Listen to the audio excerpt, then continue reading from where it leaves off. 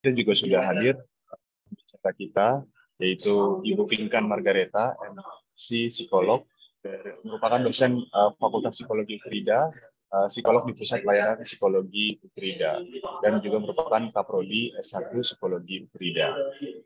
Malam Kak Pinkan. Malam, Kak Mending Pinkan. panggil Kak atau Bu Pinkan nih? Boleh Kak Pinkan aja biar muda ya. Malam-malam Kak Ivana, Kak Ronald ya. Oke, Kak Pinkan. Jadi sebelum Kak Pinkan akan membagikan atau mungkin diskusi lebih lanjut nih dengan kita ada refleksi singkat yang akan dibawakan oleh Pendeta Riani. Jadi silakan Kak Riani untuk refleksi singkatnya. Oke, apakah suara saya bisa terdengar? Oke, thank you. Ya, selamat malam Kak Pinkan, Kak Ronald, dan Kak Ivana. Teman-teman, Bapak Ibu sekalian yang ikut ambil bagian dalam webinar Educare ini, saya akan mengajak Bapak Ibu untuk membaca dari 1 Korintus 7 ayat 28.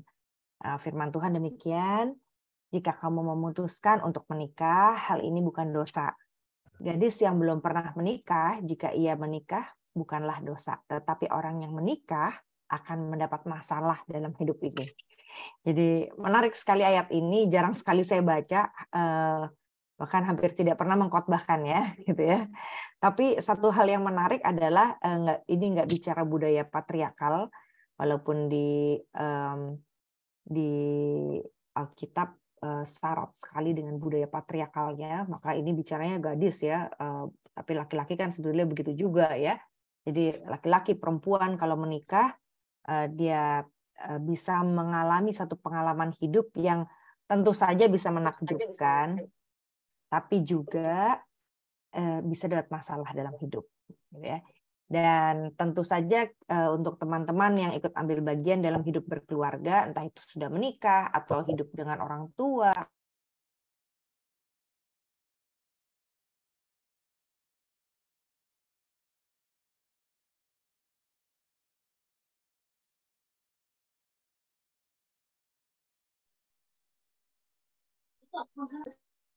Yesus sendiri mengingatkan kepada kita, para muridnya, sebelum ia disalib, bahwa katanya di dalam Kristus kita akan menemukan damai. Jadi sebuah ironis kehidupan, masalah-masalah dalam pernikahan bisa terjadi, tapi Yohanes 16 ayat 33 mengatakan semuanya itu kukatakan kepadamu supaya kamu beroleh damai sejahtera dalam aku. Dalam dunia kamu menderita penganiayaan, tapi kuatkanlah hatimu, aku telah mengalahkan dunia. Jadi ada jaminan nih bahwa ketika kita ikut Yesus, kita bisa ditolong, ada damai sejahtera, tapi nggak otomatis. Jadi dunia ini akan syarat dengan kesulitan, badai, kehidupan, masalah. Tapi di dalam Kristus dia bisa menuntun kita pada damai sejahtera. Nah, jalannya seperti apa? Tentu bukan perjalanan yang singkat, bukan hal yang sangat mudah, tapi kita belajar. Kita belajar bersama sebagai keluarga, di mana Kristus sebagai kepalanya. Jadi Bapak Ibu dalam bina pranikah selalu ditekankan sama setiap pendeta bahwa kepala keluarga itu adalah Kristus, sehingga suami dan istri bisa dengan bebasnya belajar bersama, mendengarkan suara Tuhan, lalu belajar dari siapapun secara setara untuk kita menemukan jalan keluar.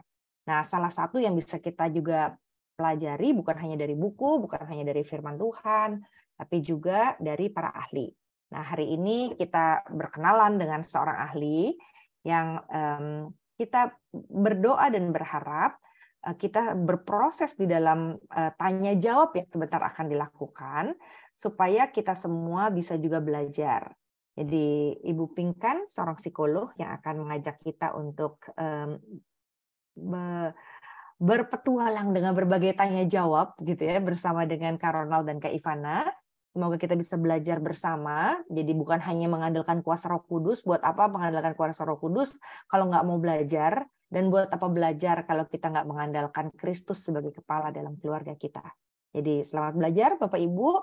Biarlah Tuhan memberkati proses kita dalam beberapa menit, jam ke depan sana. Tuhan memberkati. Oke, terima kasih Karini atas refleksi singkatnya. Menarik sekali ya, 1 Korintus 7 ayat 8 ini dinyatakan bahwa menikah mengalami pengalaman hidup di mana kita akan dihadapkan dengan masalah. Dan hari ini kita akan lagi-lagi belajar, seperti yang tadi disampaikan oleh Karyani, kita sebagai keluarga dengan Kristus sebagai kepalanya, mendengarkan suara Tuhan dan sama-sama belajar, sehingga nanti ketika kita dihadapkan dengan masalah itu, kita mampu untuk mencari jalan keluarnya bersama sebagai keluarga. Dan kita akan mulai saja untuk diskusi yang pertama. Udah ada nih pertanyaan yang masuk nih untuk Bu Pinkan sebagai pembuka. Dan ini rasanya klasik sekali di ibu kota terutama mungkin ya, Bu Pinkan. Pertanyaannya tuh berkaitan dengan komunikasi.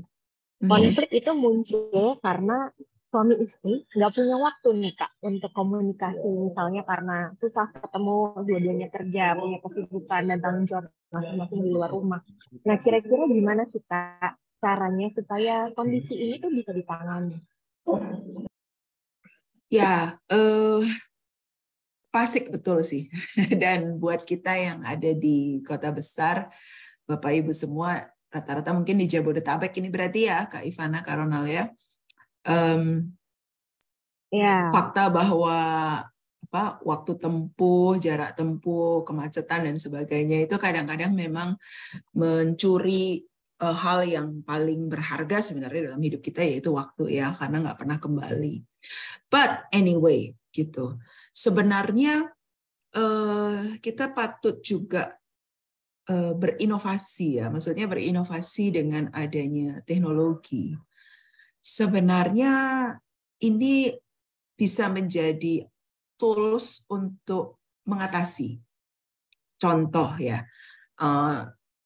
sebenarnya kalau kita renung-renung sih, dulu mungkin sebelum hidup sekompleks sekarang, belum ada internet, ya kita punya banyak waktu gitu ya. Lalu kan teknologi mengubah kehidupan. Nah, di satu sisi, sebenarnya sekarang mestinya ya kalau diniatin,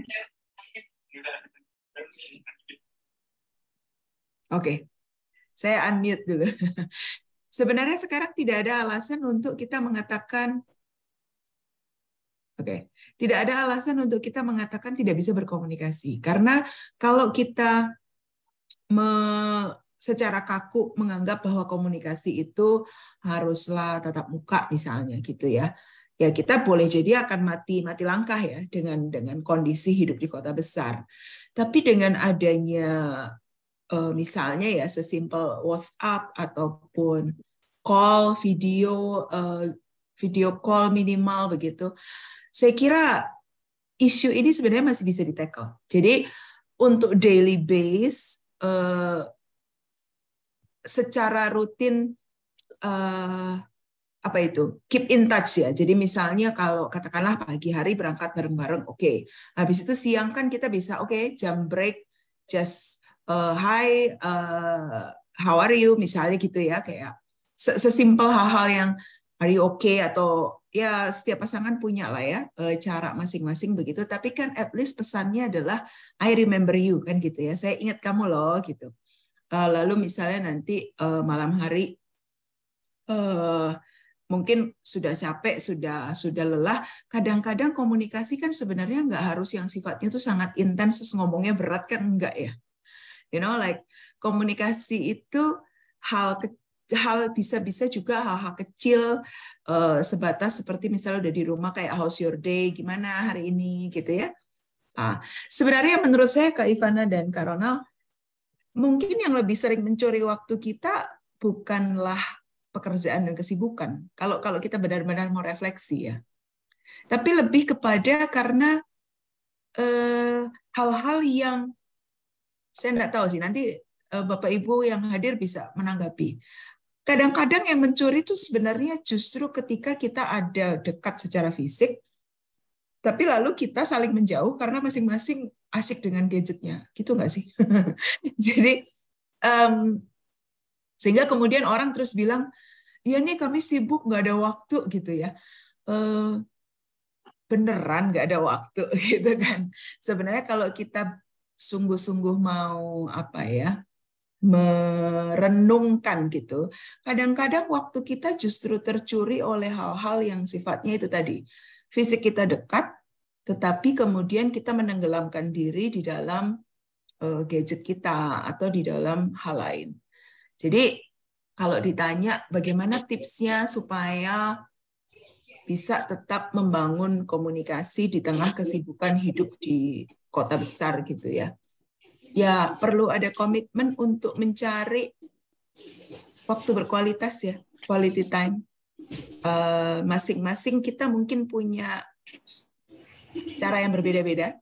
Misalnya apakah quality time-nya justru ketika pergi bersama-sama kerja gitu, misalnya kalau perginya bareng satu mobil bareng lalu ngobrol, atau di weekend, atau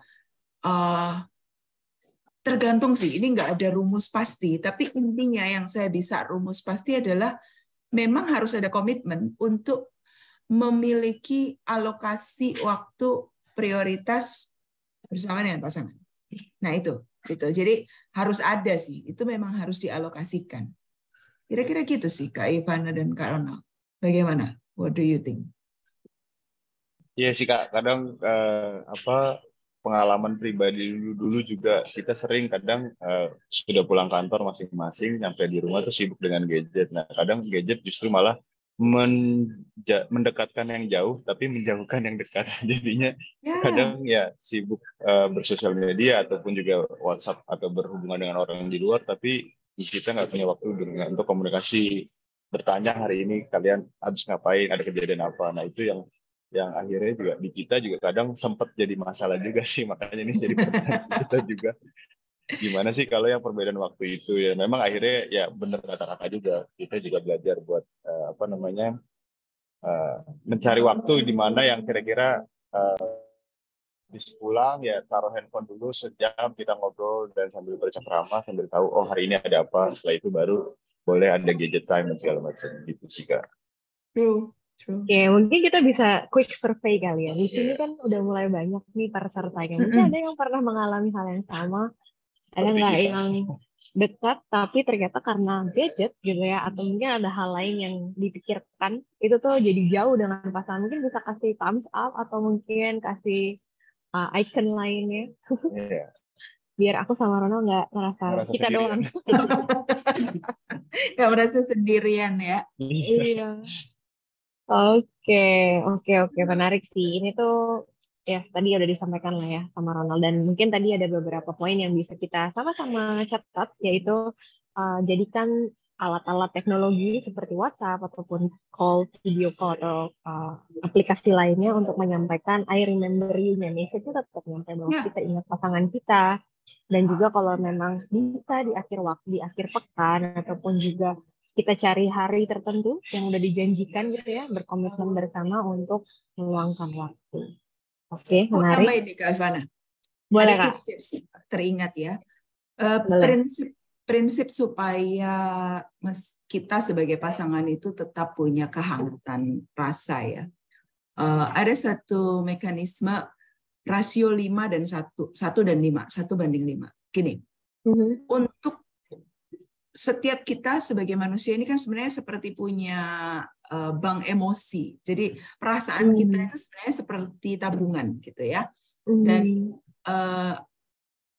tipsnya adalah jangan sampai tabungan emosi di pasangan kita itu defisit. Pastikan selalu itu ada saldo gitu ya, ada saldo. Rasio 1:5 itu besar. Untuk setiap satu hal yang membuat pasangan kita tidak nyaman, pasangan kita kecewa atau kesal gitu ya, dan kita pasti akan mengalami kan, Kak Ronald dan Kak Ivana 5 tahun menikah nggak mungkin dong nggak pernah irritating gitu kan, nggak mungkin ya. The closest person, orang yang paling dekat sama kita itu orang yang paling berpeluang menyakiti kita sebenarnya. Nah, untuk satu hal yang kita menyakiti pasangan kita, jadi misalnya entah sikap kita, perilaku kita, kata-kata kita, sengaja atau tidak sengaja, maka kita perlu hal untuk menganulirnya, gitu ya. Jadi untuk satu hal yang mengecewakan atau membuat tidak nyaman atau bahkan marah, kita perlu 5 hal untuk menganulirnya. Oleh sebab itu rajin-rajinlah untuk menabung, gitu ya. Rajin-rajinlah untuk menabung. That's why small things yang saya bilang ya, kayak apakah sebagai pasangan masih saying good morning to each other, atau ketika pulang masih say hello, masih hug, atau masih kasih kayak light kiss gitu ya. Itu kan kadang-kadang kalau menikahnya udah lama nih ya, nggak tahu nih kalau karena sama Kak Ivana baru 5 tahun, kalau saya udah 15 nih tahun ini. Sometimes orang tuh get used gitu kan, get used udah lama ya udahlah gitu, biasa aja gitu. Kadang enggak, you have to intentionally menabung gitu ya. Mulai dari, nah nanti kita bicara bahasa kasih tuh, mulai dari kayak kata-kata yang encouraging, lalu sentuhan. Misalnya kalau bahasa kasih pasangan kita itu pemberian, mungkin pulang tuh bawa apa yang dia suka gitu ya. Kalau kita tahu dia suka makan sesuatu atau suka sesuatu barang, nggak perlu mahal sih sometimes tuh. Pemberian tuh nggak perlu mahal. Tapi kan showing that, aku ingat kamu loh gitu ya. Nah, hal-hal kecil seperti ini yang kita tabung setiap hari, sehingga someday ketika kita sengaja atau tidak sengaja menyakiti pasangan kita, itu masih ada deposit gitu, masih ada saldo gitu. Itu tipsnya 1:5. Jadi rajin-rajinlah being nice to each other ya. Say sorry kalau salah, thank you. Jadi ya itu memang harus dipelihara sih. Kehangatan, intimacy itu harus dipupuk. Seringkali banyak pasangan lupa mupuk ya. Terus tiba-tiba kayak udah pudar aja. Oke, come back to you. Ada question tuh kayak di chat tuh. Iya, menarik nih Kak, yang rasio 1:5. Mungkin kita selama ini pernah dengar kayak oke, dicicil gitu ya, kayak say sorry, thank you, itu mungkin kita pernah dengar, tapi kayaknya dengan adanya istilah rasio 1:5 ini mudah-mudahan kita di sini bisa lebih ingat lagi dan semakin diimplementasikan. Nah, ini kayaknya udah ada satu pertanyaan yang masuk dari chat, dan ini masih berkaitan dengan komunikasi. Bagaimana dengan masalah komunikasi karena perbedaan karakter? Misalnya pasangannya ekstrovert dengan kita yang introvert. Nah, itu biasanya kan sangat mungkin terjadi ya. Sangat lumrah lah di kita bahwa pasangan yang berbeda. Nah, itu cara mengkomunikasikannya dua orang yang berbeda kepribadian itu kira-kira gimana tuh Kak? Apakah ada trik-triknya mungkin yang biar kita lebih mudah memudahkan kita gitu? Iya, oke. Saya mau share satu gambar, bisa ya? Saya bisa share screen ya. Nah, coba ya. Bisa ya. Saya supaya ini ketahuan nih. Kelihatan ya? Nah, seringkali kita itu berpikir komunikasi itu hanya lisan kan? Nah, kalau kita bicara ekstrovert, introvert, lalu kita bicara kalau introvert tuh kan jarang bisa ngomong gitu ya. Misalnya, ya aku tuh orangnya nggak bisa berkata-kata gitu misalnya ya. Kalau ekstrovert kan bisa lebih outspoken. Tapi do you know what? Ini ada satu rules dari ilmu komunikasi ya. Mehrabian itu the one that finding the rumus ini gitu ya. Dia seorang academician juga. Sejatinya, waktu kita berkomunikasi, kata-kata itu dipersepsikan oleh otak kita, oleh indera persepsi kita itu hanya 7%. 38% itu nada suara, intonasi, gitu ya. 55% itu bahasa tubuh, mimik wajah. Oke? Jadi sebenarnya kalau menurut saya, ini mari kita keluar dari kotak-kotak ekstrovert introvert. Saya tuh kadang-kadang sebagai psikolog suka agak sebel juga karena gini, bagus sih kita mencoba memahami menggunakan label-label ya, label-label ekstrovert introvert. Nanti ada lagi yang aku tuh MBTI itu kan itu lebih kombinasinya banyak tuh, ada alat ukur psikologi itu 16 tipe gitu.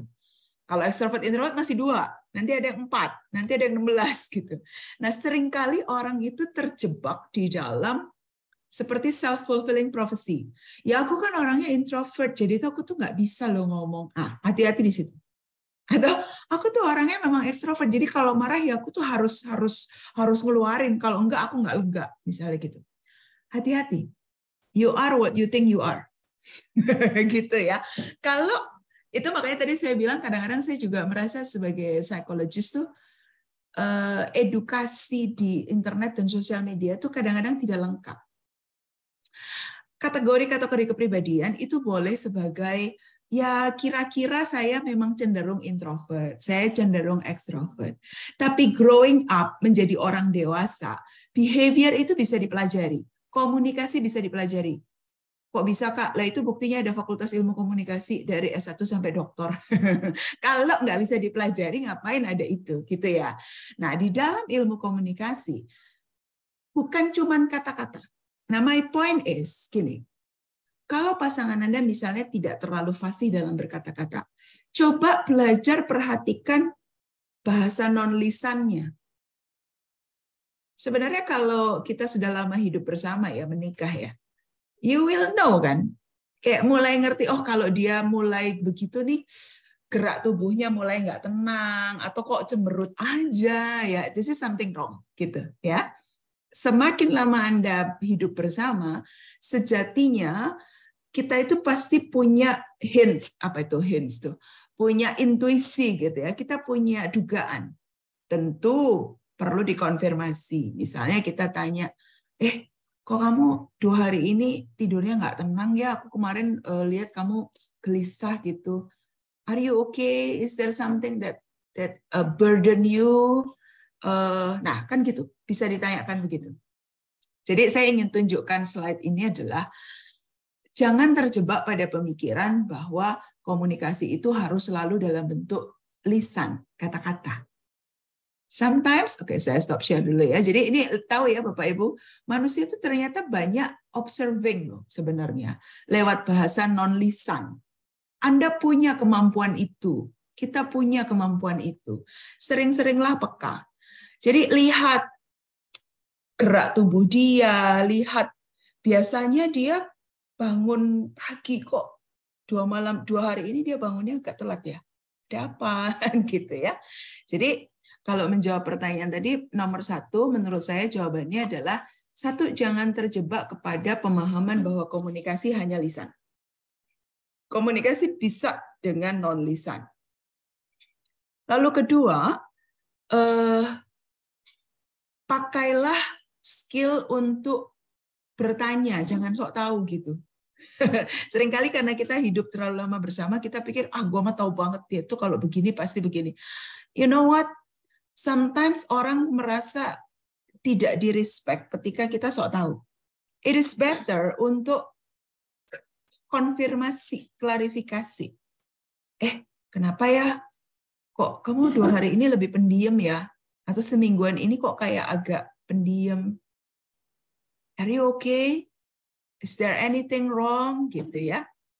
Jadi saya kira itu hal yang sangat mungkin dilakukan.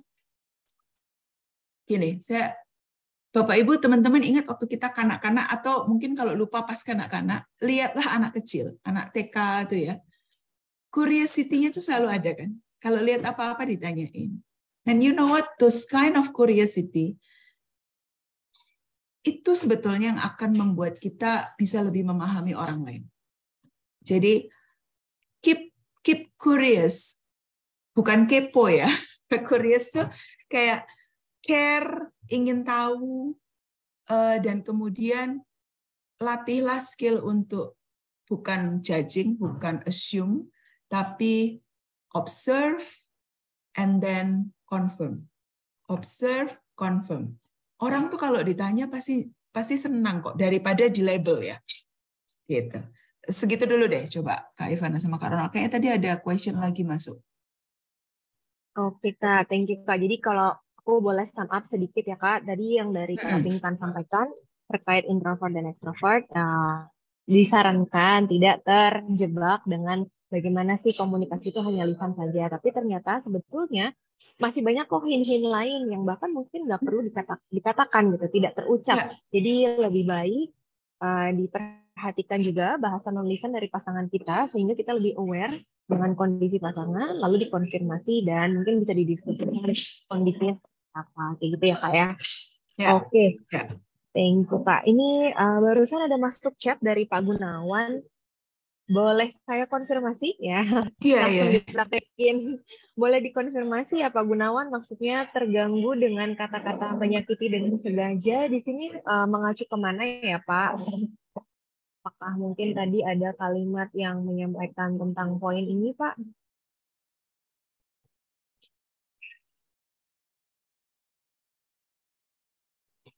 Oke. Mungkin Pak Gunawan mau langsung bertanya, open mic, begitu Pak?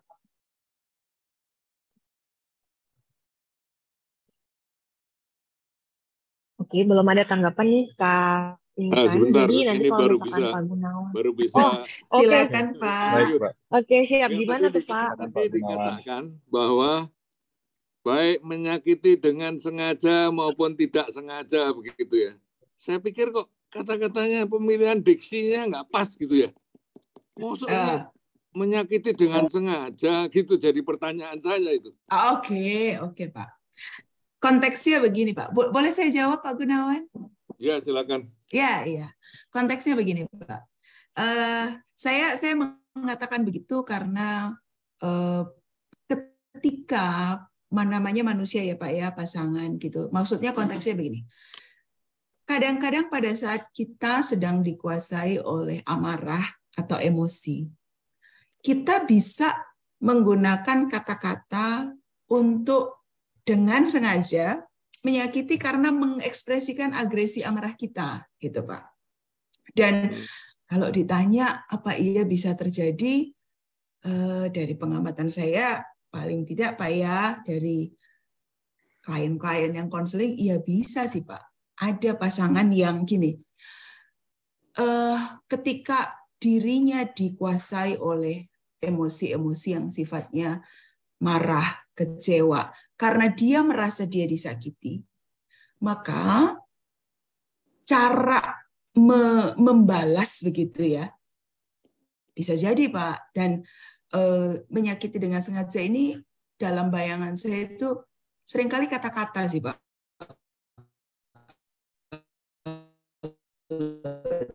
Dalam pernikahan. Tidak selalu, meskipun itu juga ada. Tapi kata-kata yang merendahkan, kata-kata yang mencela, mengkritik gitu. Kira-kira begitu tadi maksud saya, Pak. Oke, baiklah, terima kasih. Terima kasih Pak Gunawan. Ya. Terima kasih Pak Gunawan. Oke, jadi mungkin tadi konteksnya ya Kak, dilihat juga kondisinya. Oke. Menarik. Udah introvert, extrovert biasanya udah terjawab. Lalu kita lanjut, tadi Kak Pinkan sempat mention tentang love language. Jadi mungkin ada nih udah masuk nih Kak. Silakan Ronald. Kita ada pertanyaan juga nih Kak mengenai perbedaan love language. Kadang juga nggak jarang menjadi sumber konflik. Contohnya misalkan kalau misalnya suami yang lebih merasa jelas cintanya penuh kalau istri membawakan bekal atau lebih dikenal kayak act of service lah. Ya. Tapi karena satu dan lain hal, istri nggak bisa membawakan bekal suami. Atau kadang ada juga istri yang membutuhkan, tipikalnya adalah orang yang word of affirmation seperti you are doing great job. Hari ini kamu cantik sekali. Nah, kayak gitu-gitu. Nah, tapi di sisi lain suami merasa kalimat-kalimat itu tidak perlu karena yang penting action dari dirinya aja bahwa ya udah kamu udah cantik nggak usah diapa-apain, udah jalan aja. Nah, tapi kadang-kadang butuh kata-kata kayak gitu. Nah, jika ada kondisi seperti itu, gimana sih Kak cara kita nih untuk sebagai pasangan untuk supaya bisa perbedaan love language ini tidak menjadi masalah yang terus berulang atau ya caranya supaya kita bisa saling memenuhi satu dengan yang lain untuk kebutuhan itu kira-kira. Oke, prinsipnya love language itu adalah kita memahami apa bahasa kasih pasangan kita dan kita menyampaikan rasa kasih dan rasa cinta kita menggunakan bahasa kasih yang di-prefer oleh pasangan kita. Jadi seringkali kita kalau tidak dengan sengaja atau dengan sadar ya mengkondisikan penyampaian bahasa kasih kita itu menganggap orang sama seperti kita. Misalnya, saya suka bahasa kasihnya adalah waktu berkualitas, quality time. Maka kita atau saya kemudian menggunakan standar itu kepada pasangan. Padahal boleh jadi pasangan kita bukan itu bahasa kasihnya. Nah, jadi sama halnya begini ya, kalau saya pakai analogi misalnya, Ronald dan Ivana, let's say orang Rusia, saya orang Indonesia. Kalau saya ingin menyampaikan sesuatu adalah dan ingin agar apa yang saya sampaikan dipahami oleh Ronald dan Ivana, maka saya sebaiknya menggunakan bahasa Rusia kan, karena Anda mengertinya bahasa Rusia. Gitu. Jadi instead of saya memaksakan pakai bahasa saya berlatih untuk menyampaikan rasa kasih saya menggunakan bahasa kasih yang dipahami, disukai oleh pasangan kita. Apakah setiap pasangan bahasa kasihnya berbeda? Bisa jadi. Kenapa? Ini logika saja. Kita ini lahir dari keluarga yang berbeda. Nah, bahasa kasih itu kan dikondisikan dari keluarga kita. Ada keluarga yang bahasa kasihnya lebih banyak tentang waktu berkualitas. Ada keluarga yang lebih banyak act of service. Nah, kemudian kita berasal dari keluarga yang berbeda, kita menyatu menjadi suami istri dalam sebuah pernikahan. Jadi peluangnya bahasa kasih kita beda, saya kira 50-50 atau mungkin jauh lebih besar gitu loh. Bahwa bahasa kasih kita memang berbeda. Oleh karena itu, kerendahan hati kita untuk saling mau memahami bahasa kasih pasangan dan menyampaikan kasih kita dengan bahasa itu, kan begitu ya, dengan preferensi dari pasangan kita. Nah, saya kira di sini Kak Ivana dan Kak Ronald memang butuh kerendahan hati, kematangan ego. Kenapa kematangan ego? Kalau manusia masih remaja itu biasanya sulit ya menundukkan egonya. Makanya kalau kita bicara usia pernikahan kan sebenarnya kita tidak hanya bicara usia fisik. Betul, secara biologis pada saat kita let's say usia belasan, 15, 16, 17 bisa menikah, bisa bereproduksi. Tetapi usia mentalnya kan belum. Kenapa? Usia mentalnya masih selfish ya. Salah satu ciri remaja itu kan menganggap dunia berputar mengelilingi dia gitu. I am the one that. Kalau Bapak Ibu semua masih ingat flashback waktu kita remaja, belasan tahun sampai 25-an, 26-an tuh masih mi gitu ya, kayak saya mau ini, saya mau itu, saya mau ini. Sehingga karena memang di saat yang sama sedang mencari jati diri ya. Jadi itu masuk akal juga gitu. Kenapa remaja egois? Karena mereka belum menemukan identitas dirinya yang otentik. Mereka masih sedang mencari. Nah, bayangkan jati dirinya saja belum ketemu, lalu misalnya masuk di dalam pernikahan. Ya sudah, egonya masih sama-sama tinggi kan. Jadi menjadi sulit gitu. Itu sebabnya ada salah satu teori perkembangan manusia, kalau Bapak Ibu pernah dengar, dikemukakan oleh Erik Erikson, seorang psikolog juga. Dia meletakkan kemampuan menjalin intimasi setelah seseorang menemukan jati diri. Jadi di dewasa muda, bukan di usia remaja. Nah, di poin inilah tadi kaitannya waktu soal bahasa kasih, karena memang bersedia menggunakan bahasa kasih pasangan kita ketika menyampaikan kasih kepadanya itu membutuhkan kematangan ego. Ego yang matang adalah ego yang bersedia mengalah, bukan ego yang masih saya yang harus menang gitu. Begitu kira-kira Kak Ronald dan Kak Ivana. Ya, benar banget sih Kak. Kayaknya tadi ada dua kata kunci sih Kak, kalau aku yang bisa aku tangkap dari Kak Pinkan tentang bahasa kasih yang berbeda tadi, itu kerendahan hati dan kematangan ego sih. Karena mungkin tanpa disadari, mungkin beberapa tahun terakhir kali ya, banyak sekali yang semakin mengenal tentang love language gitu ya.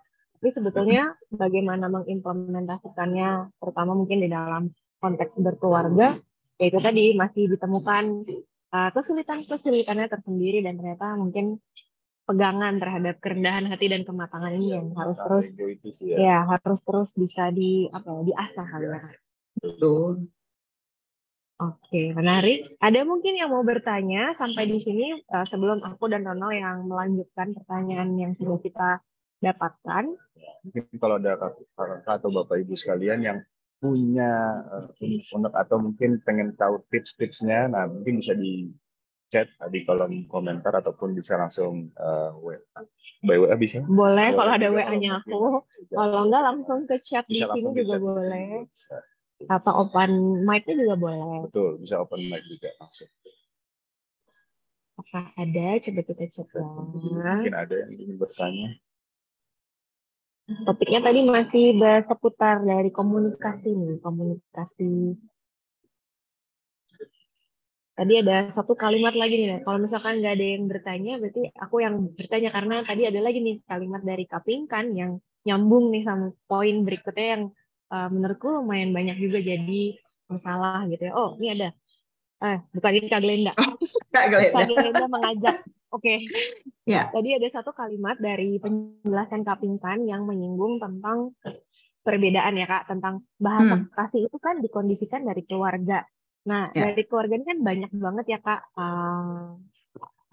pembentukan diri ini kan banyak banget ya Kak dari keluarga, termasuklah kebiasaan-kebiasaan kita sehari-hari.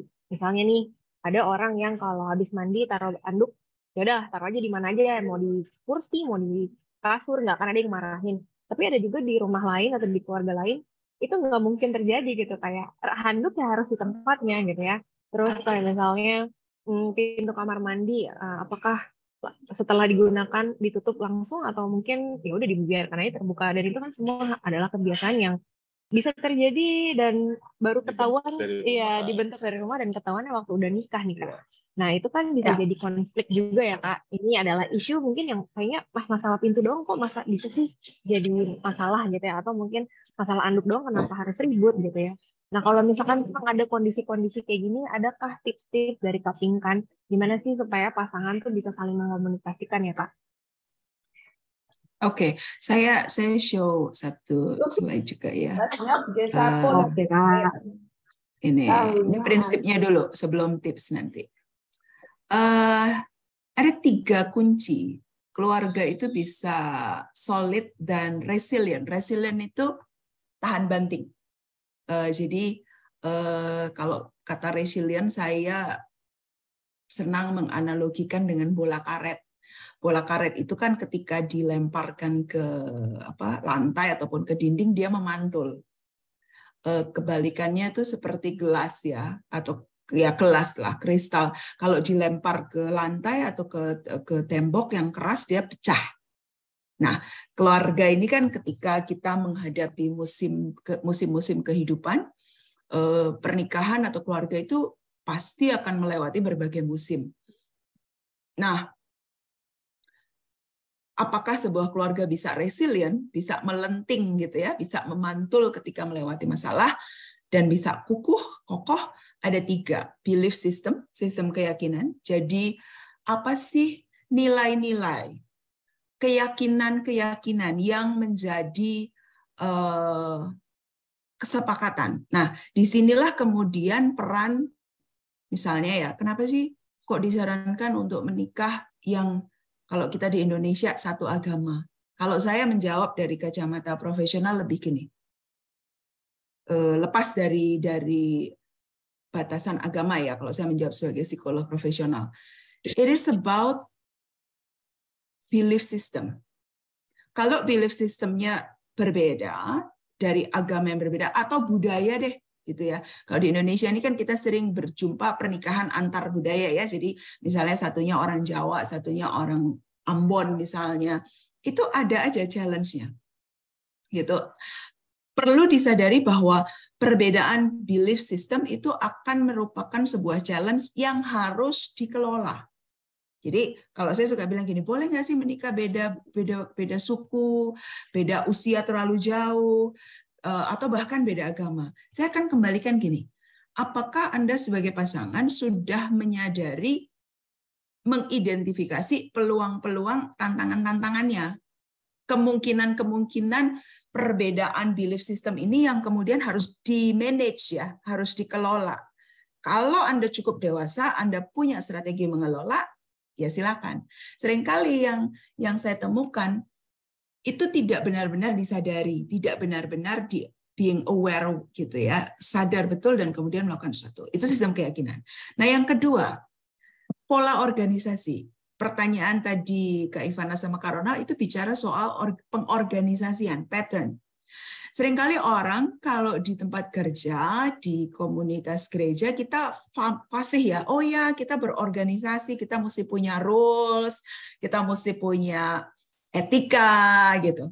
Tapi ketika masuk dalam pernikahan dan rumah tangga, kadang-kadang kita lupa bahwa keluarga itu juga sistem sosial terkecil, gitu. Di mana kemampuan memanage itu juga dibutuhkan. Pola pengorganisasian keluarga, termasuk sesimpel kesepakatan meletakkan barang di mana, kesepakatan menggunakan resources, menggunakan uang, menggunakan harta yang dimiliki, menggunakan waktu. Ini perlu negosiasi dan kesepakatan. Pernikahan itu kan sejatinya serangkaian kesepakatan demi kesepakatan. Gitu. Kita perlu berangkat untuk menyepakati satu hal, menyepakati. Dan yang ketiga, faktor kunci yang ketiga adalah komunikasi. Nah, jadi kalau kita bisa ambil esensi ya, apa sih esensinya supaya keluarga bisa kokoh, bisa lenting, bisa resilient? 3 hal ini. Belief system, cara pengorganisasian, dan komunikasi gitu. Nah, itu secara prinsip ya, Bapak Ibu ya, secara prinsip. Kalau tips terkait dengan hal-hal seperti tadi, betul sekali. Kita pasangan itu membawa sikap, pola perilaku, habit, kebiasaan dari keluarga masing-masing. Jadi, kalau boleh dikasih sebuah rentang waktu, gunakanlah 1-3 tahun itu untuk sinkronisasi. Gitu. Sinkronisasi. Artinya, kebiasaan-kebiasaan baik yang ada dari kedua pihak di preserve, dengan sengaja diwariskan dan dilestarikan begitu. Kebiasaan-kebiasaan buruk mulai ditinggalkan. Nah, sehingga pasangan yang menikah itu, saya tunjukkan satu gambar juga supaya mudah memahami yang saya maksud ya, Bapak Ibu ya. Supaya pasangan itu kemudian menyepakati, naik ke atas, nah ini, menyepakati norma-norma baru. Kita bawa dari keluarga kita. Tapi ketika kemudian disahkan dalam pernikahan lalu dikatakan, sambutlah Tuan dan Nyonya gitu ya, Tuan Ronald dan Nyonya Ivana yang akan menjadi keluarga baru. It means Anda punya peluang untuk menyepakati dan membangun sebuah nilai, norma, kebiasaan, sikap perilaku baru yang akan Anda wariskan kepada keturunan Anda. So, kalau kita lihat secara logis ya, this is a good thing sih Bapak Ibu. Hal-hal baik dari kedua keluarga kita ambil, kita preserve, kita wariskan. Hal-hal yang buruk kita tinggalkan. Sehingga terjadi perbaikan gitu ya, terjadi perbaikan dari keturunan-keturunan menjadi better, generation-nya menjadi better. Kalau kita lihat secara lebih luas, demikian. So, tipsnya adalah jadikan pernikahan dan keluarga Anda itu memang bukan yang begini loh. Seringkali pasangan tuh gini, ya aku tuh terbiasa begini gitu ya. Keluargaku tuh terbiasa gini dan merasa itu paling benar. Padahal bukankah biasanya loh ya, Bapak Ibu, kita itu tertarik sama opposite. Misalnya, kita berangkat dari keluarga yang kurang rapi, kurang estetik gitu ya, lebih fungsional gitu. Keluarga yang lebih fungsional tuh artinya ya rumah tuh bukan keindahannya, tapi lebih kepada fungsi aja gitu ya. Somehow kita bisa tertarik sama pasangan yang rumahnya rapi, estetik gitu. Pada awalnya ketika masih pacaran itu opposite attraction.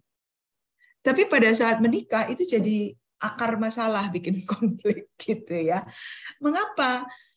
Lebih karena kita tidak dengan sadar bersedia untuk beradaptasi, dan akhirnya menyepakati satu sikap baru, perilaku baru yang merupakan kombinasi dari hal-hal baik keluarga kita masing-masing. Kemudian itulah menjadi warisan bagi keluarga kita, bagi anak-anak ataupun nanti cucu ataupun seorang-orang yang dihadirkan di keluarga kita.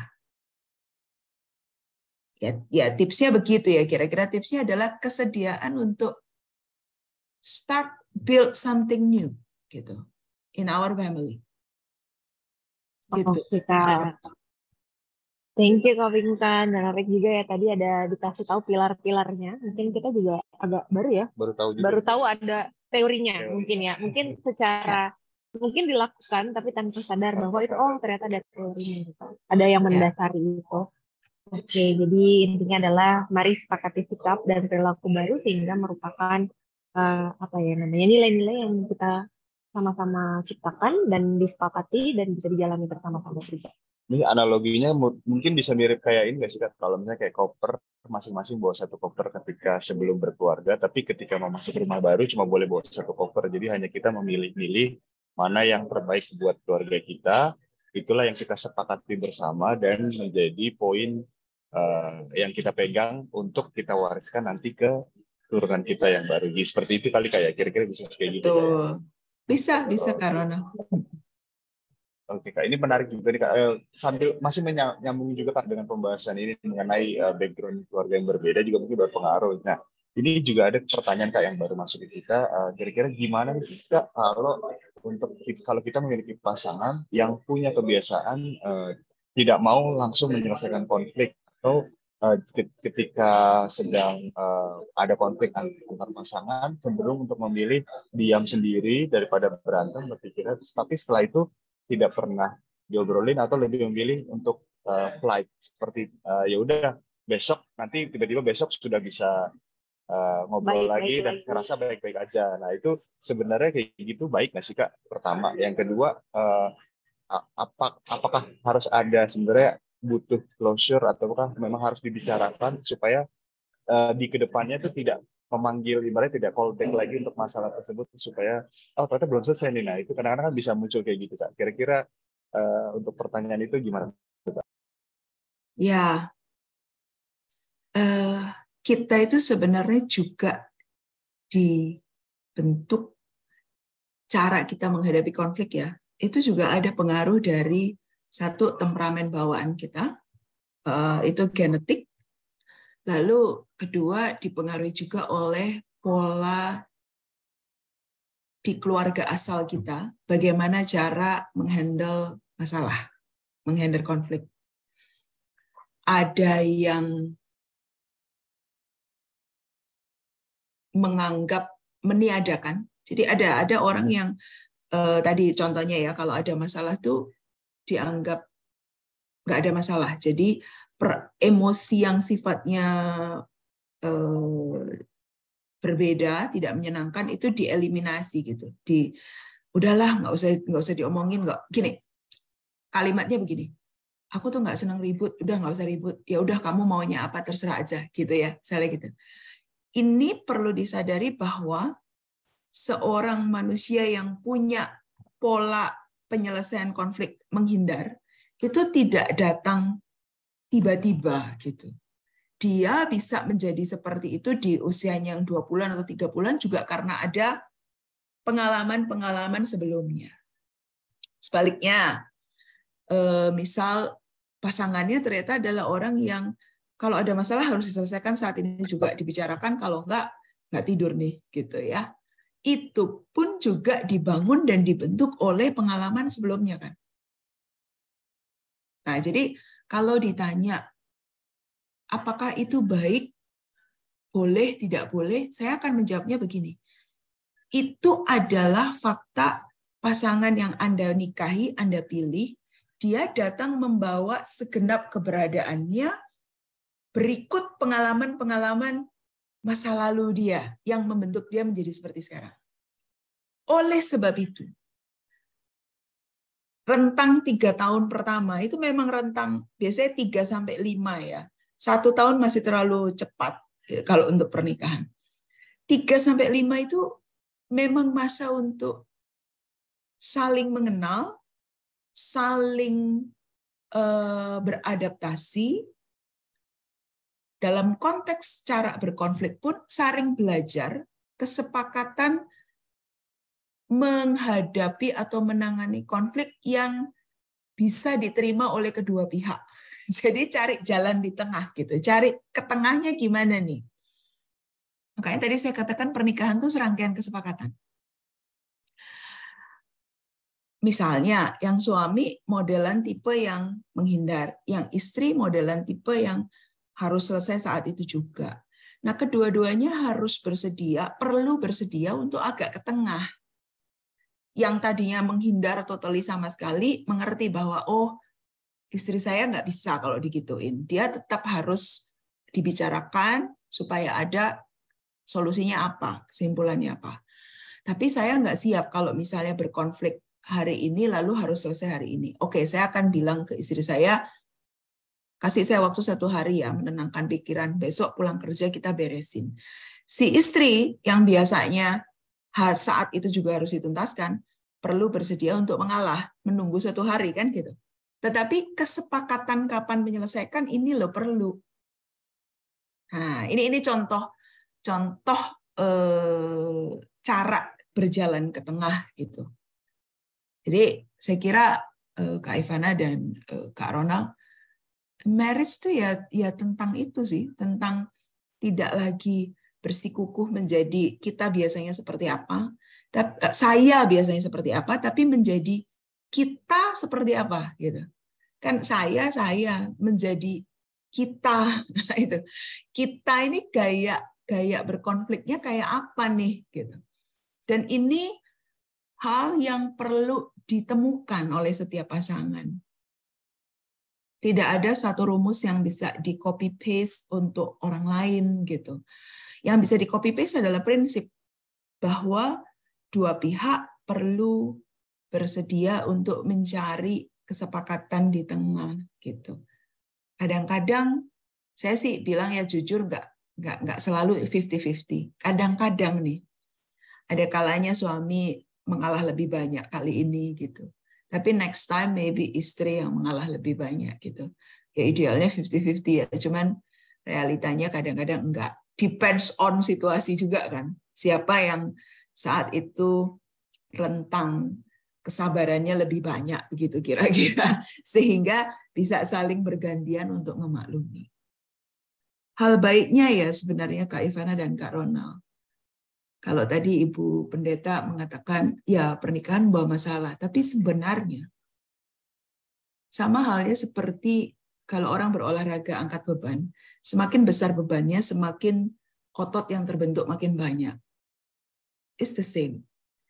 Waktu orang berani menjalani kehidupan dalam pernikahan dibanding orang yang tidak menikah, benturannya kan memang lebih keras ya. Tetapi itu akan mengukir kecantikan karakter sih. Batin kita itu akan menjadi semakin lebih toleran, sabar. Apalagi kalau ditambahkan dalam komponen pernikahan itu ada anak. Oh, makin-makin sabar lagi. Karena anak akan menguji kesabaran kita sampai di ujung gitu ya. Tapi kalau kita mau lihat dari another perspective, pasangan, anak itu seperti nah, saya teringat ayat yang bilang besi menajamkan besi, manusia menajamkan sesamanya. Itulah asahan-asahan kita. Yang kalau kita responi secara baik dan benar, kita akan menemukan di hari semakin dewasa, semakin tua, kita tuh jadi semakin manusia yang jadi semakin bijak. Batinnya, manusia batinnya tuh jadi semakin bijak ketika bisa merespon. Begitu, Kak Rona, Kak Ivana. Tadi kayaknya ada beberapa pertanyaan di chat kalau saya tidak salah ya. Oke, thank you Kak Pinkan. Jadi intinya masih sama ya Kak, gimana caranya lagi-lagi ketemu di tengah ya. Jadi Berusaha masing-masing usahakan bertemu. ya. Jadi kalau memang ternyata harus tidur dulu, ya mari didiamkan dulu. Atau memang kalau ternyata kadang-kadang ya udah deh langsung diselesaikan. Harus ada salah satu juga yang nggak mau. Oke, kita baca dulu kali ya pertanyaan-pertanyaan yang sudah masuk ke dalam kolom chat. Ada beberapa nih Kak. Itu ada Kak Evi juga angkat tangan loh Kak. Silakan diatur nanti. Kak Evi, Ada. mungkin boleh dulu Kak. Iya, nanti kita bantu untuk baca. Silakan Kak Evi. Boleh di-unmute. Ya, merujuk tadi yang Kak Pinkan tadi bilang kalau kami sudah mencoba nih. Jadi saya A, suami B, jadi kami bikin rule-nya AB. Jadi itu dijalankan, tapi entah kenapa dalam perjalanan sekian belas tahun gitu sampai sekarang hampir 20 itu balik lagi Kak. Maksudnya kembali ke A, kembali ke B gitu. Apakah memang begitu? Pertanyaan saya sih, atau mungkin ada yang salah yang perlu diperbaiki gitu loh Kak. Terima kasih. Ya, oke.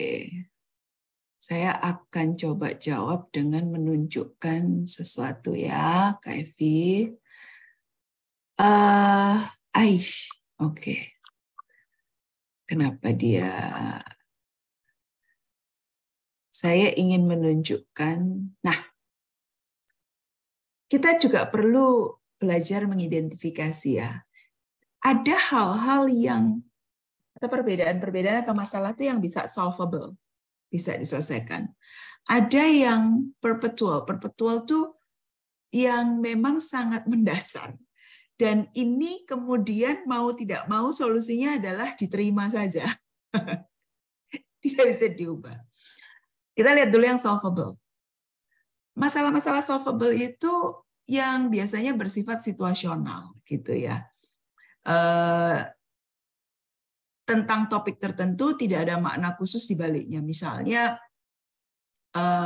contoh misalnya terkait dengan hari ini apakah kita akan pergi ke tempat keluarga suami bulan ini misalnya kita menentukan weekend kali ini kita mau ke keluarga suami dulu, nanti 2 weekend lagi baru ke keluarga istri gitu ya. Itu hal yang masih bisa dinego karena sifatnya situasional. Tapi ada juga problem yang sifatnya sangat mendasar seperti misalnya gaya hidup, kepribadian atau kebutuhan. Sehingga ini mungkin akan bisa berulang. Contoh, saya ambil contoh yang simpel aja ya. Selera lidah nih, makanan. Kadang-kadang nggak bisa dinego juga. Kalau misalnya, saya tuh sukanya makanan yang pedas asin misalnya. Lalu suami sukanya yang manis gitu. Ya sudah, ini nggak bisa kemudian pedas asin tambah manis gitu kan, jadi nano-nano ya. Ya tetap aja akhirnya kita kemudian hidup bersama, tapi setuju untuk berbeda di dalam selera itu. Jadi ada hal-hal yang kalau setelah kita coba mengkombinasi masih tetap tidak bisa.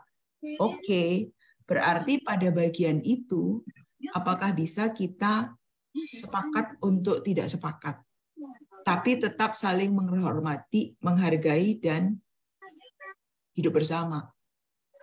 Nah ini kan memang mungkin nggak lazim ya. Kadang-kadang orang pikir ya semuanya harus sinkron, harus bareng gitu.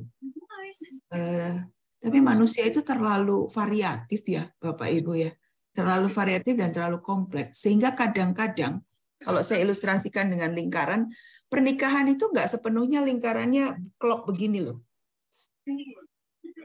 Tapi bisa jadi irisan. Nah, ada ruang-ruang yang kemudian pasangan itu diberi keleluasaan untuk tetap memilih apa yang menjadi prinsipnya. Nah, kira-kira semoga menangkap ya Bu Evi. Jadi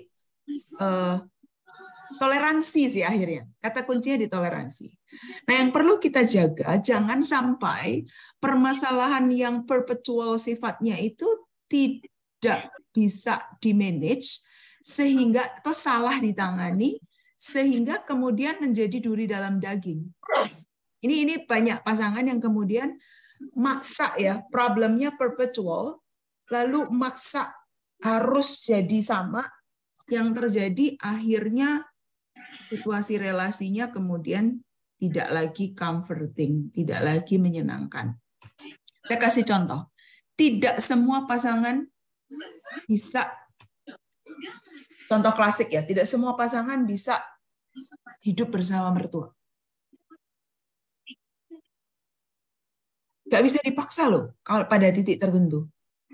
Bahwa misalnya ada yang bisa hidup dengan mertua. Itu kan juga perlu dilihat konteks. Kita nggak bisa samakan.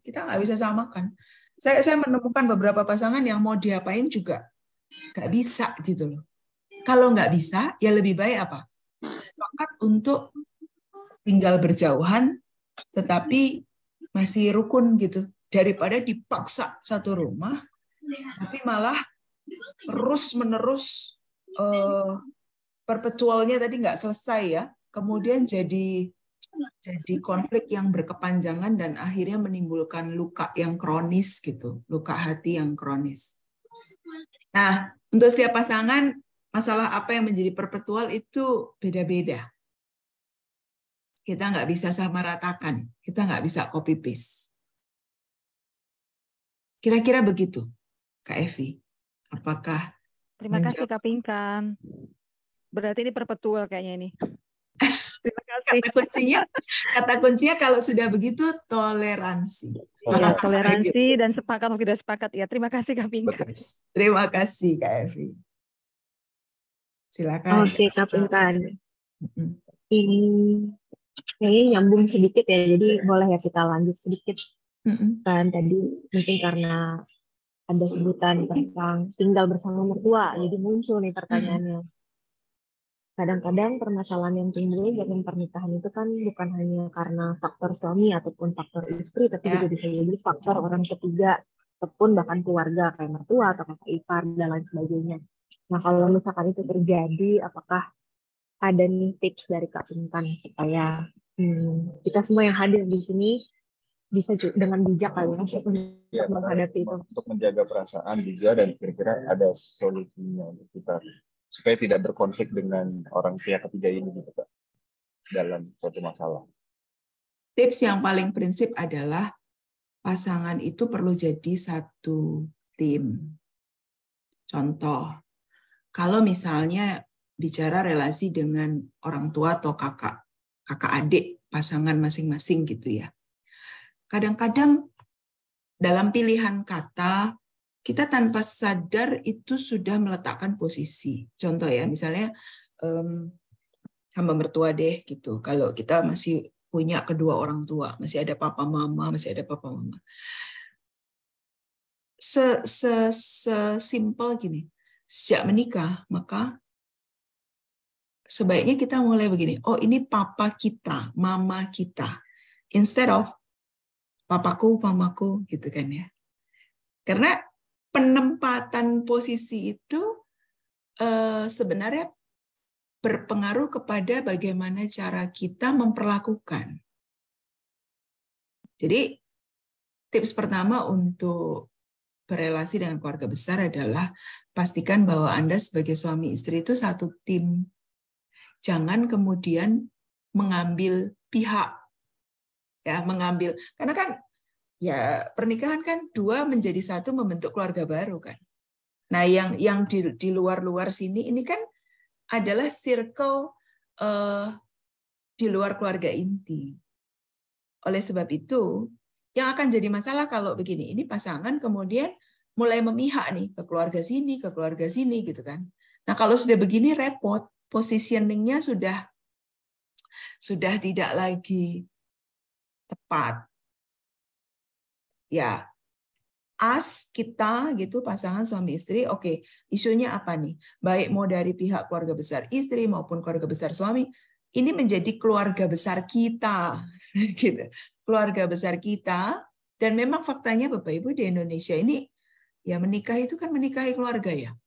Budaya Timur itu kan tidak bisa kita bilang menikah hanya menikahi orangnya saja, itu tidak mungkin. Budaya Timur kita membuat kita Asia ya rata-rata. Waktu kita menikah dengan seseorang, kita menikahi keluarganya. That's the fact. Kecuali memang kita ada di budaya Barat yang nuclear family ya. Jadi keluarga tuh hanya suami istri saja gitu ya. Terus yang lainnya nih ya boleh tidak menjadi tanggung jawab sosial kita. The thing is, selama kita masih ada di budaya Timur ya, normanya begitu ya. Kita menikah tuh ya kita menikahi keluarga. Sehingga terjadilah penggabungan dua keluarga. Sehingga bukan lagi keluargamu, keluargaku, tapi keluarga kita. Nah, satu tips mendasar itu, posisi dulu. Posisi hati, posisi cara berpikir, posisi cara meletakkan diri gitu, itu dipastikan dulu. Setelah itu tips keduanya ya hadapilah permasalahan-permasalahan keluarga tersebut sebagai satu masalah yang memang perlu dipecahkan berdua gitu. Perlu dipecahkan, diskusi, tiktokan berdua bersama apa ya solusi terbaiknya gitu. Seringkali kan memang, apalagi kalau pasangan baru menikah ya, masih ada rasa kayak sungkan gitu ya. Atau sungkan atau malu, ya kan? Ini kan masalah keluargaku gitu, kamu nggak perlu tahu, kamu nggak perlu terbebani. Nah, waktu masih ku dan mu, itu yang nanti akan menjadi kendala untuk bisa menjaga posisi suami istri yang mestinya menjadi satu tim ini. Itu, Kak Ivana dan Kak Ronald. Oke, Kak. Ini menarik nih dan kayaknya cukup nyambung ya kan bagaimana kita memposisikan ya Kak, dan itu balik lagi kaitannya dengan ego masing-masing nih. Ada pertanyaan tadi dari Pendeta Jo dari GKI Palsi, kenapa kalau waktu pacaran itu tuh egonya nggak tinggi, tapi ketika udah menikah muncul tuh egonya Kak. Nah, nyambung nih kayaknya Kak, menarik sekali. Kalau Kayaknya kalau pendapat pacaran saya, tuh kayak manis-manis gitu kan Kak. Nah, nikah tuh biasanya kok baru ketahuan. Iya. Itu kan sering banget Kak biasanya.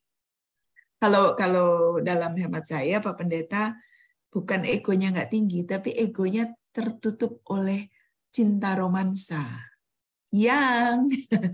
Jadi ada satu teori tentang cinta, Sternberg Triangle Theory of Love. Cinta itu terdiri dari 3 komponen, passion, romansa begitu ya. Lalu ada komitmen, satu lagi adalah intimacy, friendship. Jadi komponen cinta yang lengkap tuh ada 3. Ada lust, passion, nafsu begitu. Lalu ada intimacy dan ada komitmen. Nah, idealnya memang ketiga ini ada.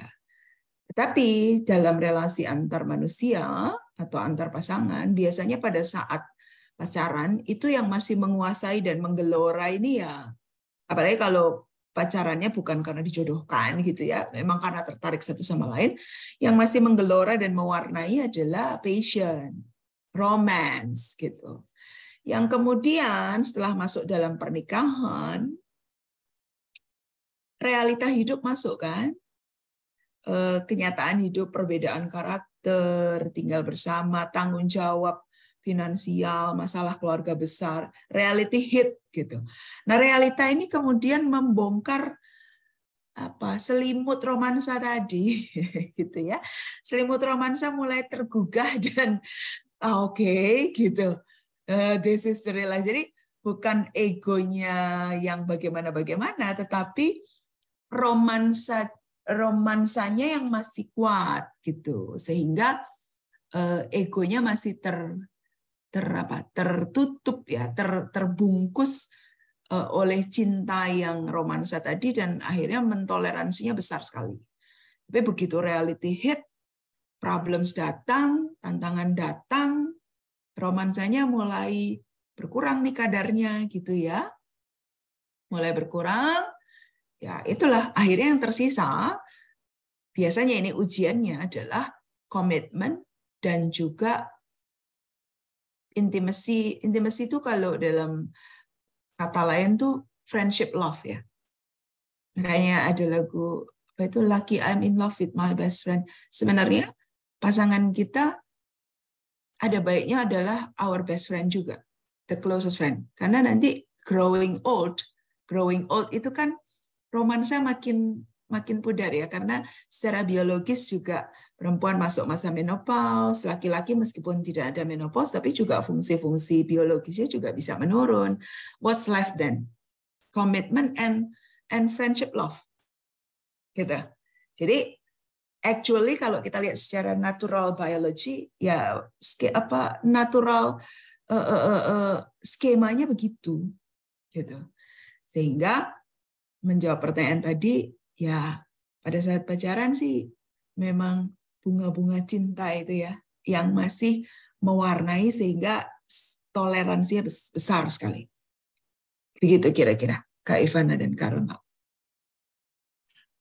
Oke, Kak. Balik lagi nih ada hal baru lagi ya. Romansa, love, dan intimacy. Jadi itu yang perlu diperhatikan lagi. Oke, ini ada satu yang raise hand, Kak. Ya, ini. Silakan. Nurdin. Silakan.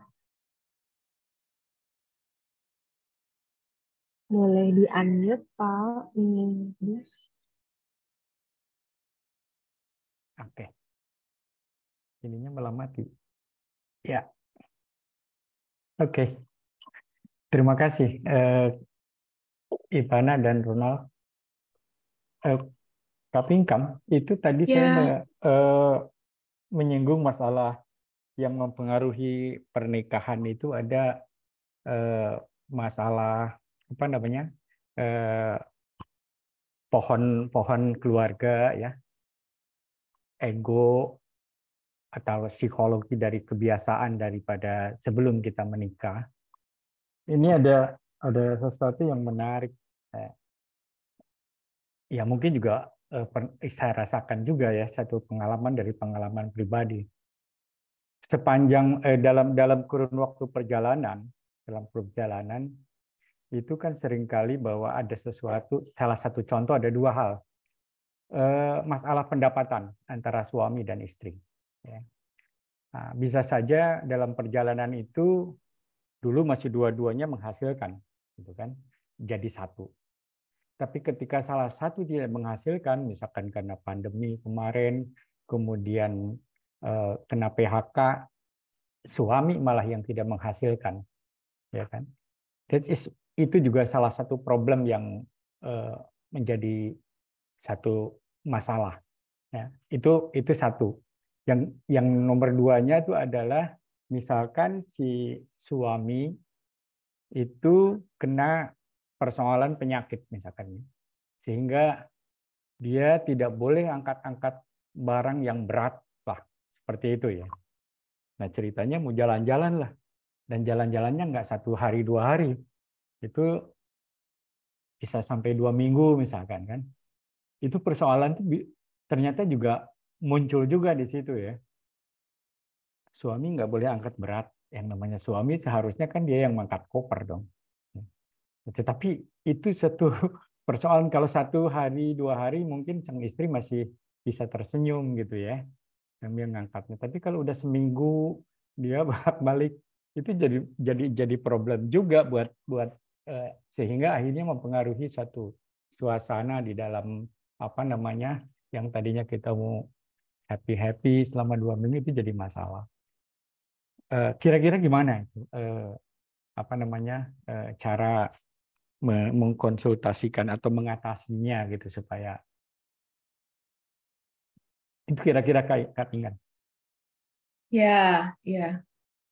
Terima kasih Pak Nurdin ya, Pak Theophilus. Satu kata yang muncul di benak saya waktu Bapak menyampaikan ini adalah ekspektasi, ya. Dalam pernikahan, dalam relasi dengan pasangan, tanpa sadar kita punya sedaftar gitu ya, ekspektasi, harapan gitu, harapan yang biasanya juga dipengaruhi oleh tataran value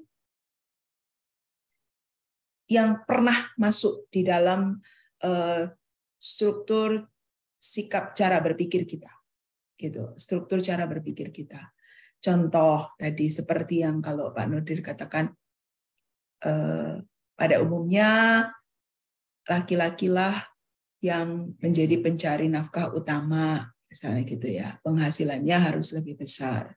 Pada umumnya laki-lakilah yang berurusan dengan aktivitas-aktivitas yang membutuhkan kekuatan fisik. Nah, itu kan value-nya di situ.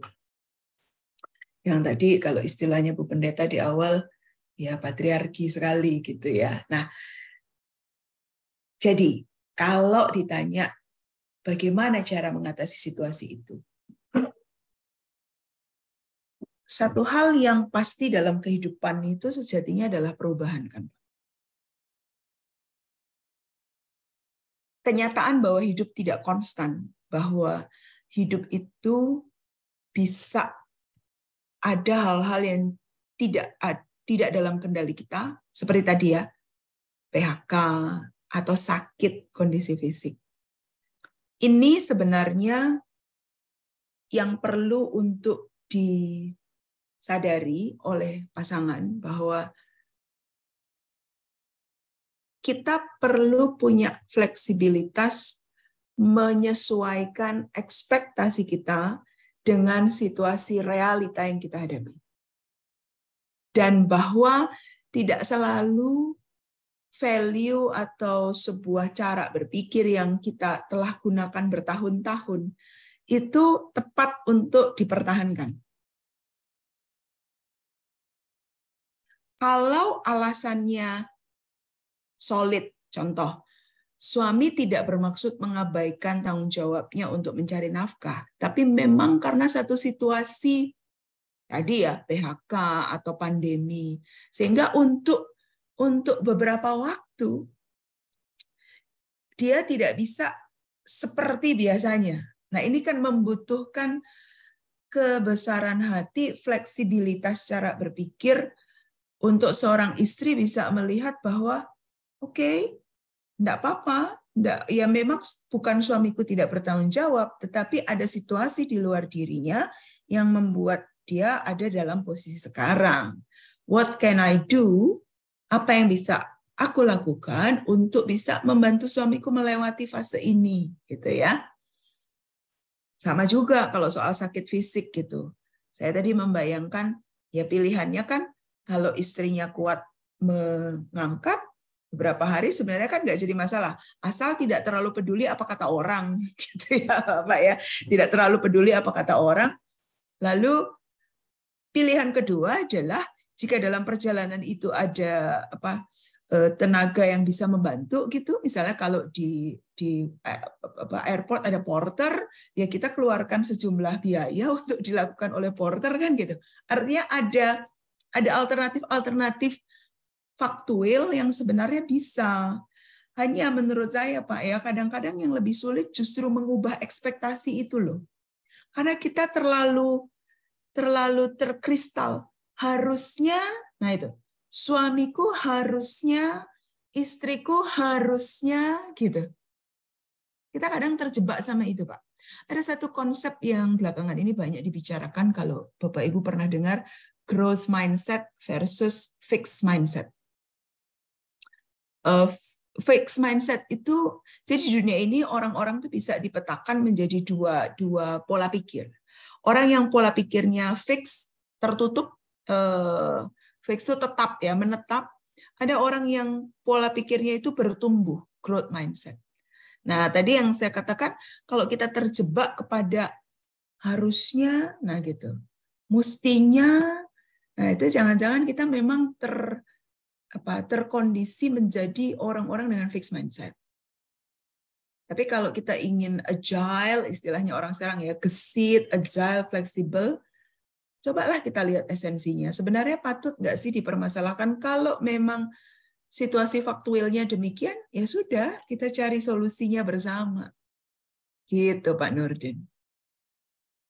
Semoga bisa menjawab.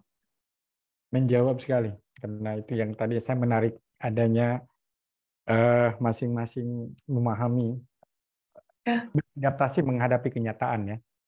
Terima kasih. Betul. Terima kasih Pak Nurdin. Oke, terima kasih Pak Nurdin. Lumayan ya, berat ya. Makin lama kok makin berat. Oke, Kak Pinkan, ini kita izin ya Kak, ada 2 pertanyaan lagi nih. Dan ini tuh menurut Siap. kita menarik banget ya. Tadi dikirimnya direct nih ke kita dari chat di Zoom. Yang pertama itu tuh tentang gimana sih kondisi yang lebih baik tidak bercerai, namun sebenarnya kondisi pernikahannya tuh udah nggak sehat, dan kondisi tidak sehat ini sudah dapat dirasakan oleh orang-orang terdekat, bahkan juga anak-anak. Jadi mungkin pendapat ya, lebih ke bertanya pendapat Kak Pinkan dengan kondisi di mana sebenarnya rumah tangga itu udah nggak sehat, udah dirasakan oleh orang-orang terdekat, tapi dengan alasan tidak bercerai, ya. karena mungkin kita tidak boleh bercerai. Jadi sebenarnya secara situasi sudah tidak baik ya, antar pasangan ini, dan sudah diketahui juga dan dirasakan oleh anak-anak maupun orang-orang terdekat. Kira-kira kalau dari kakak, pandangannya seperti apa? Pandangannya seperti apa melihat kondisi ini?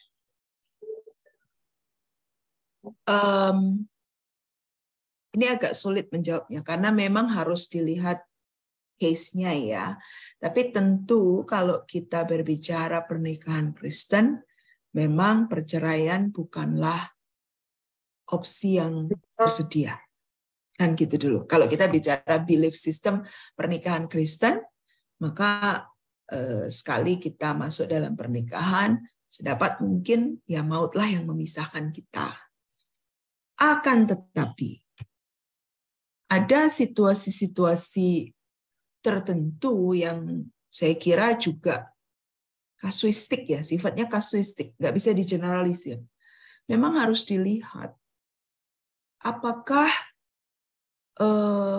relasi yang sudah tidak lagi baik ini tuh apa nih akarnya, di mana sebetulnya gambaran situasinya. Tentu jika misalnya ya, jika saya ambil contoh ekstrim, misalnya sudah terjadi KDRT, kekerasan dalam rumah tangga, yang mengancam keselamatan jiwa. Nah ini kan tentunya kita juga tidak bisa blindly bilang bahwa oke, you have to stay dalam satu rumah, itu kan juga tidak bisa. Minimal sebenarnya ya kalau kita mau bicara dalam konteks value pernikahan Kristen, ya ambil waktu untuk misalnya berpisah dan sama-sama saling melihat, menimbang, minta bantuan orang ketiga yang dipercaya, entahkah rohaniwan, entahkah profesional, untuk membantu pasangan ini menimbang, berpikir masak, berpikir matang, melihat situasi ini. Kenapa tadi saya katakan kadang-kadang perlu berpisah sementara begitu, supaya bisa melihat lebih jernih ya. Seringkali pasangan yang sudah di dalam relasi konflik berkepanjangan, kronis begitu istilahnya, seperti penyakit itu sudah kronis, melihat problem sudah tidak bisa objektif lagi. Karena sudah terlalu banyak luka hati, ya, kekecewaan yang belum sembuh, sehingga nanti apapun yang dilakukan pasangan itu kesannya salah terus, kesannya tidak tepat terus gitu. Nah, berpisah sementara untuk saling melihat, saling merefleksi ke dalam diri masing-masing, mungkin bisa menjadi satu langkah dengan tujuan melihat dengan jernih permasalahannya seperti apa. Dan ada baiknya minta bantuan orang ketiga yang Anda bisa percaya, yang Anda bisa respect kepada orang tersebut, begitu, untuk bisa membantu Anda menimbang. Biasanya kalau sudah sampai di sini tuh seperti penyakit sudah kayak kanker stadium 3 gitu. Yang begini, nanti kalau misalnya di terapi dengan kemo, bukan cuma sel kankernya kan yang kena, yang sehat pun juga kena kan. Kalau saya pakai analogi penyakit tubuh ya. Dan banyak kali statistik dalam konseling pernikahan juga menunjukkan bahwa orang itu datang mencari bantuan, biasanya bukan di tahap awal. Tapi kalau sudah parah, baru cari bantuan gitu. Padahal peluang relasi pernikahan bisa diselamatkan akan jauh lebih besar jika ibarat penyakit kanker tuh masih stadium 1 gitu, masih gejala. Jadi kalau 6 bulan terakhir kok kayaknya ngomong salah melulu, ribut terus, perasaan sensitif, udah nggak lagi nyaman, carilah bantuan. Jangan menunggu bertahun-tahun, ya ini udah jadi kronis. Yang ketika nanti dibantu di dalam terapi atau konseling tuh seperti mengupas bawang. Satu gitu. Dan sangat membutuhkan kebesaran hati ya untuk bisa, dan pengampunan, mau mengampuni atau tidak gitu. Itu makanya situasi seperti ini perlu didekati kasuistik sih. Perlu didekati kasuistik sehingga kalau ditanya bagaimana pandangan tentang perceraian, saya tidak bisa generalize untuk menjawab, tetapi pastikan bahwa keputusan apapun akan tetap bertahan atau bercerai adalah sebuah keputusan yang matang, yang sudah diusahakan, pertimbangkan, lihat berbagai pihak. Dengan sebuah kesadaran bahwa pada saat manusia sedang terluka, biasanya dia tidak bisa objektif untuk melihat situasi. Karena terluka, gitu, dan itu manusiawi sih. Oleh sebab itu kadang-kadang kita butuh pihak ketiga yang netral untuk membantu kita melihat the problem itself. Begitu, Kak Ronald dari Fana. Oke, terima kasih banyak Kak Pinkan. Sebenarnya ini masih ada beberapa pertanyaan yang masuk lagi nih Kak ke kita, tapi ya mungkin karena memang topik ini sangat menarik, banyak sekali yang bisa digali dan dikupas, tapi mengingat waktunya juga sudah lewat, jadi mungkin bagi penutup adakah satu tips utama dari Kak Pinkan nih untuk suami istri atau pasangan yang hari ini hadir supaya bisa lenting ya kalau kata istilahnya Kak Pinkan. Resilient ya. Iya. Pernikahan itu tidak bisa tumbuh sehat jika tidak dirawat. Jadi pada saat kita memutuskan untuk memiliki pasangan, menikah, di saat yang sama hadir tanggung jawab untuk bersedia merawat pernikahan itu dengan meluangkan energi, hati, waktu, agar pernikahan itu tetap tumbuh sehat gitu ya. Dan pernikahan juga akan melewati berbagai musim gitu. Ada musim dingin mungkin, ada musim hangat, ada musim gugur gitu. Jadi tidak konstan.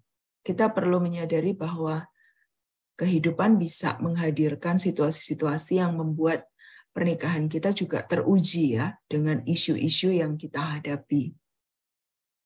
Nah, kunci agar bisa melewati setiap musim adalah dengan mengetahui strategi-strategi melindungi pernikahan kita di setiap musim tersebut. Ibarat Ya kalau musim hujan kan kita pakai payung gitu ya. Kalau musim panas kita pakai tabir surya. Nah, itu kalau contoh sehari-hari. So, dalam pernikahan kalau lagi musim badai misalnya, banyak masalah, mungkin sakit penyakit ekonomi, kalau badai apa yang harus kita lakukan? Kita punya tempat perlindungan kan. Nah, apakah pernikahan kita itu juga menjadi shelter untuk kita? Apakah kita saling melindungi satu sama lain? Ketika musim semi kesuksesan, kadang ada loh pernikahan yang kandas justru ketika sukses. Karena ketika sedang everything okay, financial okay, everything okay, lupa diri.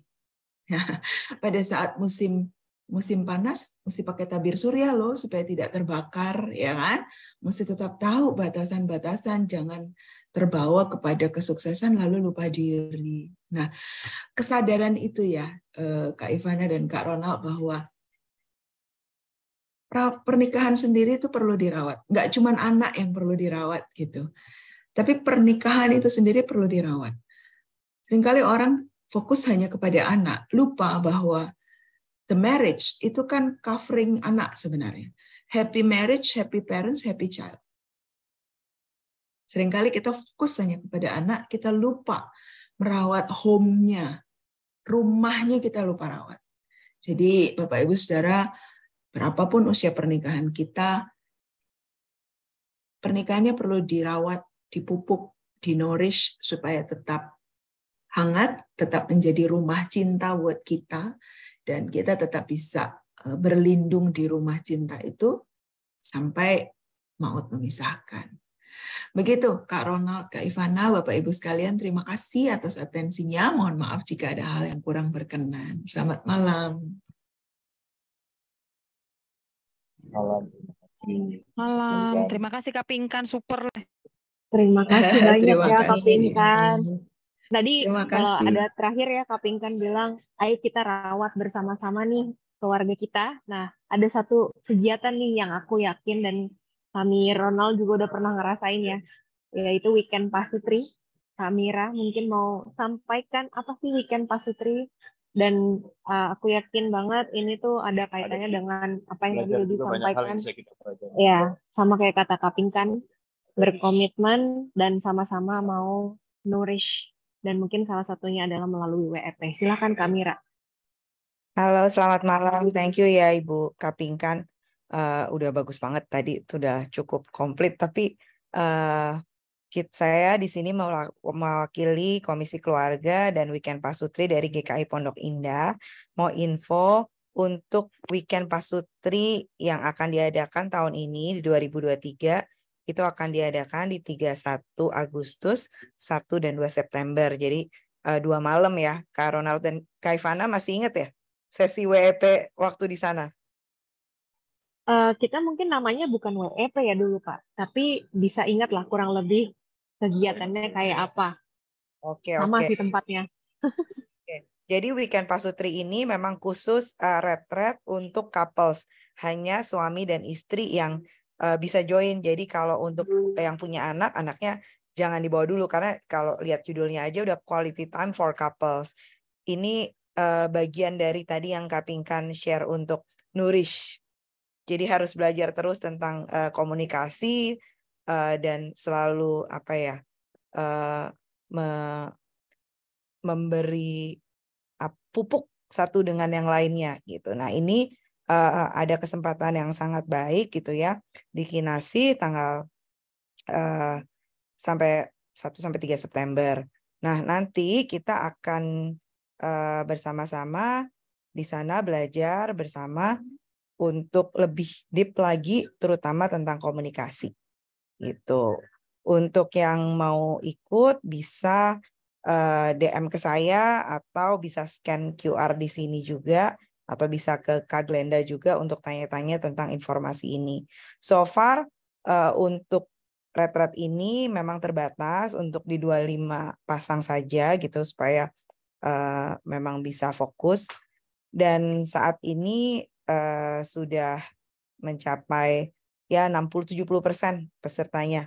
Jadi tinggal sedikit lagi slotnya. Silahkan mendaftar untuk yang berminat. Oke, sampai situ aja. Thank you. Terima kasih Kamira untuk informasinya. Yuk, yang mau daftar boleh banget nanti langsung aja hubungi ataupun langsung ke QR code yang tadi ada di poster dan itu juga ada di WhatsApp di KIPI. Jadi kalau kita sih dulu masih ingat ya tempatnya cukup mendukung untuk nourish yang tadi. Fresh juga ya. Suasananya di sana sejuk ya kan, mungkin bisa lebih kalem, lebih tenang juga dalam berpikir dan memikirkan gimana sih kita dalam apa. Oke, tanpa memperpanjang lagi, kita akan tutup kegiatan malam ini dengan doa dari Penetua Wita dari Komisi Keluarga. Pada Penetua Wita, kami persilakan. Oke, selamat malam. Terima kasih Ronald Ivana. Terima kasih juga Kak Pinkan untuk kesempatan yang baik sekali malam hari ini, di mana kita diingatkan ya teman-teman sekalian, merawat pernikahan itu penting banget gitu ya. Baik, kita bawa di dalam doa supaya tidur kita malam ini nyenyak dan kita juga bisa kembali membina komunikasi dengan baik. Mari Bapak Ibu sekalian kita berdoa. Kami bersyukur di kesempatan yang sejenak kami mendapatkan kembali dan diingatkan kembali melalui Kak Pinkan tentang komitmen kami sebagai suami istri. Kami bersyukur ya Bapak, kami diingatkan untuk merawat pernikahan kami dan kami ingin terus belajar dan mengandalkan Engkau di dalam segala pergumulan kehidupan keluarga kami. Terima kasih untuk kesempatan yang indah ini. Kami mohon kiranya Kau perkenankan kami, beri kami hikmat-Mu, agar di dalam membangun keluarga, kami juga bisa terus saling dengar-dengaran, kami bisa terus mengembangkan bahasa kasih kami, sehingga sampai kapanpun juga kami Kau jadikan teladan bagi anak-anak dan juga sahabat-sahabat kami yang lainnya. Kami berdoa untuk pelayanan Kak Pinkan di dalam upayanya juga supaya semakin banyak keluarga-keluarga yang terberkati, kiranya Kau juga sertai. Dan kami mohon kiranya seluruh keluarga, seluruh pasutri yang ada mengikuti pertemuan pada malam hari ini melalui Zoom, kiranya juga kami semua bisa bertumbuh dan kami juga bisa terus diingatkan bahwa kepala keluarga adalah Engkau sendiri ya Kristus dan kami menjadi anak-anak-Mu yang terus belajar. Terima kasih dalam nama dan kehendak anak-Mu Tuhan Yesus, kami berdoa mengucap syukur. Amin. Terima kasih. Terima kasih. Kita tutup acara kita atau webinar kita malam hari ini. Terima kasih banyak. Mohon maaf atas ada pertanyaan-pertanyaan yang sudah masuk tapi belum sempat terjawab atau terbahas. Dan ada beberapa pesan lagi nih dari Ronald. Silakan. Sekaligus kita mau memberikan reminder buat teman-teman semua terkait kegiatan sepanjang Agustus ini. Pertama ada doktrin GKI untuk di tanggal 14 Agustus terkait iman dan politik menggarami dan digarami oleh Pendeta Bihar Pakpahan. Dan kemudian hari yang kedua juga ada sesi seminar mendatang mengenai dealing with trauma issue bersama narasumber kita Lisa Pranoto dan Kak Iren pada Senin tanggal 21 Agustus 2023 gitu kira-kira. Ya, betul sekali. Jadi nanti mungkin boleh dilihat lagi, baik itu melalui Instagram ataupun WhatsApp yang sudah diturunkan dari GKIPI. Dan kembali lagi kita ucapkan terima kasih untuk Kak Pinkan dan seluruh Bapak Ibu dan kakak yang sudah sampai di penghujung acara. Terima kasih. Sampai jumpa. Terima kasih, selamat malam Kak Ivana Karona, Bapak Ibu semua.